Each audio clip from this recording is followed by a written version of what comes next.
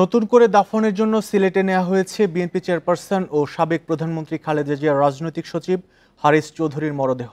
সকালে সিলেটে পৌঁছার পর মরদেহ রাখা হয় সিলেট সার্কিট হাউসে। কিছুক্ষণের মধ্যে নগরীর শাহী ঈদগাহ মাঠে শ্রদ্ধা নিবেদনের পর তার মরদেহ নেওয়া হবে কানাইঘাটে।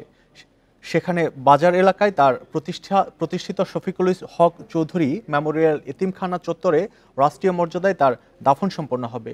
নিহতের স্বজনেরা জানান, আওয়ামী লীগ সরকারের রোষানল থেকে বাঁচতে হারিস চৌধুরী আত্মগোপনে ছিলেন। পরবর্তীতে 2021 সালের 3 সেপ্টেম্বর করোনায় আক্রান্ত হয়ে রাজধানীর একটি হাসপাতালে মারা যান তিনি। কিন্তু আইনশৃঙ্খলা বাহিনীর চাপে তার মৃত্যুর বিষয়টি চাপা রেখে ঢাকার অদূরে সাভারে দাফন করা হয়।